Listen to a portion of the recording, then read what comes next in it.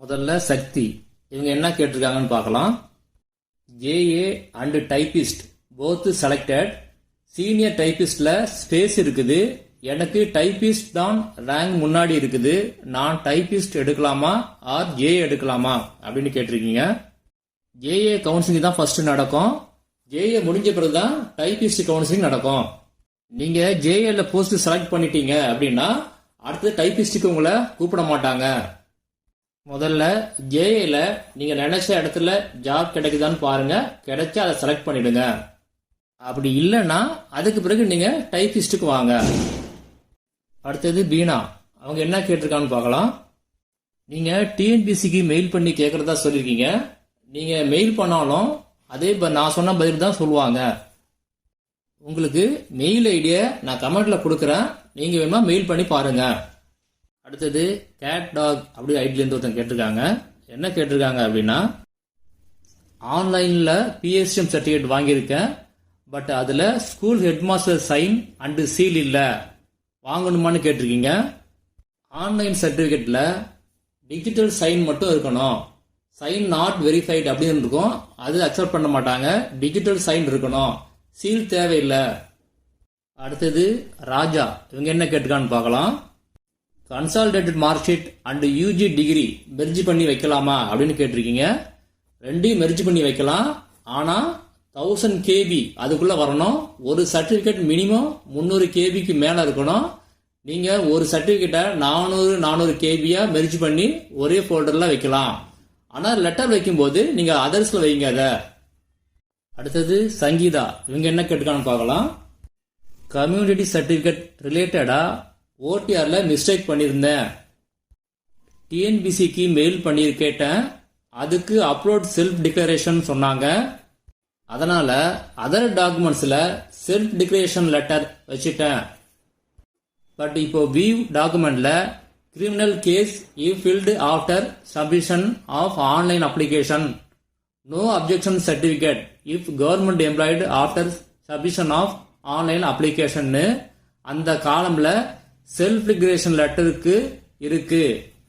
இதுக்கு என்ன meaning and ஏதாவது ப்ராப்ளம் வருமா அப்படின்னு கேட்டிருக்கீங்க. நேற்று போட்ட வீடியோவில் 2 பேர் இதை கேட்டிருந்தாங்க. அவங்க டிஎன்பிசி ஆஃபீஸுக்கும் ஃபோன் பண்ணி கேட்டிருக்காங்க. அதுக்கு நாங்கள் பார்த்துக்கிறோம் அப்படின்னு சொல்லியிருக்காங்க. ஆனால் இந்த காலத்தில் நீங்கள் வியூ பண்ணி பார்த்தீங்கன்னா நீங்கள் அட்டாச் பண்ண லெட்டர் தான் இருக்கும். அதனால பயப்பட தேவையில்லை, எதுவும் ப்ராப்ளம் வராது. அடுத்தது ஹரிகரன் இவங்க என்ன சொல்லியிருக்காங்கன்னு பார்க்கலாம். On the memorandum released by TNBC on 6/12/2024 regarding Group 4 certificate re-uploading, I corrected my name in the community certificate. Now I got the new certificate. Should I change my community certificate details in OTR or just re-uploading my new certificate for Group 4 certificate verification is enough அப்படின்னு கேட்டிருக்கீங்க. இப்ப நீங்க OTR அக்கௌண்ட்ல உங்க details எல்லாமே இப்ப மாத்த முடியாது, அதை மாத்தவும் தேவையில்லை அப்படின்னு டிஎன்பிஎஸ்சி சொல்லிட்டாங்க. பழைய நம்பர் இருந்தா பரவாயில்ல. இப்ப நீங்க நியூ சர்டிபிகேட்டை அப்லோட் பண்ணா மட்டும் போதும். ஆனா அப்லோட் பண்ணும்போது ஒரு லெட்டர் வச்சீங்கன்னா பெஸ்ட். அடுத்தது வெங்கடேஸ்வரன் இவங்க என்ன கேட்டிருக்காங்கன்னு பார்க்கலாம். அப்ளிகேஷன்ல ஸ்கூல் நேம் தப்பா கொடுத்துட்டேன். அதுக்கு இப்ப apology letter or self declaration letter எந்த லெட்டர் வைக்கணும் அப்படின்னு கேட்டிருக்கீங்க. 2 லெட்டர்ல நீங்க எந்த லெட்டர் வேணாலும் வைக்கலாம். 2க்கும் ஸ்லைட்டா தான் வித்தியாசம் இருக்கும். அதனால ஒன்றும் ப்ராப்ளம் இல்லை, எது வேணாலும் வைங்க நீங்க. அடுத்தது ஷர்மிளா இவங்க என்ன சொல்லியிருக்காங்கன்னு பார்க்கலாம். ஒரு அப்பாலஜி லெட்டர் இவங்க எழுதியிருக்காங்க. இது கரெக்டான்னு கேட்குறாங்க. அதாவது என்ன எழுதியிருக்காங்க அப்படின்னா, நான் குரூப் 4க்கு அப்ளை செய்யும் போது கம்ப்யூட்டர் ஆன் ஆபீஸ் ஆட்டோமேஷனுக்கு தவறுதலாக எஸ் கொடுத்துட்டு விட்டேன். நான் டிஓஏ மட்டும் முடித்துள்ளேன். நான் டிஓஏவும் சிஓஏவும் ஒன்றே என நினைத்து நான் செய்த பிழையை மன்னித்து என்னை குரூப் 4 கவுன்சிலிங்க்கு அனுமதிக்குமாறு தாழ்மையுடன் கேட்டுக்கொள்கிறேன். இப்படி எழுதி லெட்டர் வைக்கலாமான்னு கேட்டுருங்க. கரெக்டா எழுதிருக்கீங்க, அப்படியே எழுதி வச்சிருங்க. அடுத்தது அவங்களே ஒரு கேள்வி கேட்டிருக்காங்க. என்ன கேட்டிருக்காங்க அப்படின்னா, உறுதிமொழி கடிதமும் தன்னிலை விளக்க கடிதமும் ஒன்னா அப்படின்னு கேட்டிருக்கீங்க. ஆல்மோஸ்ட் 2 ஒன்று தான். கொஞ்சம் தான் ஸ்லைட்டாக அந்த பேர் வித்தியாசப்படுது, மற்றபடி எல்லாமே ஒன்று தான். அடுத்தது மாரியப்பன். அவர் என்ன சொல்லியிருக்கான்னு பார்க்கலாம். டிசேபிலிட்டி சர்டிஃபிகேட் டிஎன்பிசி ஃபார்மேட்டில் இருக்கு. ஆனால் நம்ம டிசேபிலிட்டி சர்டிஃபிகேட் அப்லோடு பண்ணணும்னா இல்லை டிஎன்பிசி ஃபார்மேட்டில் டவுன்லோட் பண்ணி அதில் சைன் வாங்கி அந்த ஃபார்ம் அப்லோட் பண்ணணுமா அப்படின்னு கேட்டிருக்கீங்க.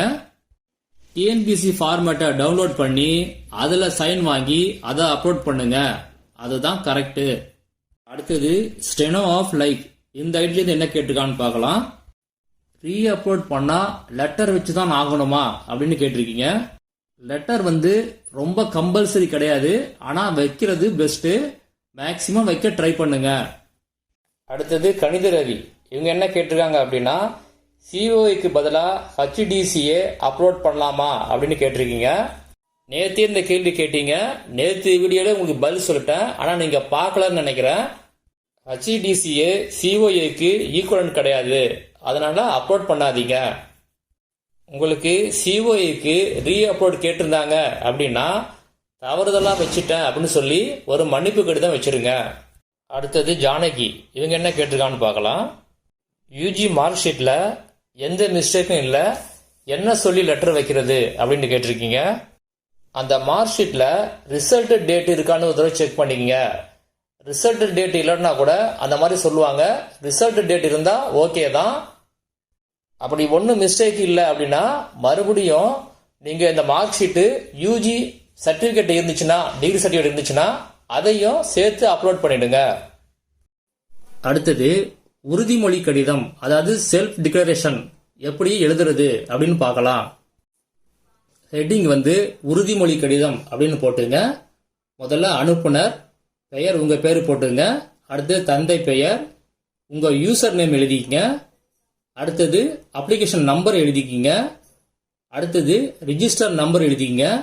அதுக்கு கீழே உங்க அட்ரஸ ஃபுல்லா எழுதிங்க, வித் பின்கோடோட எழுதிக்கங்க.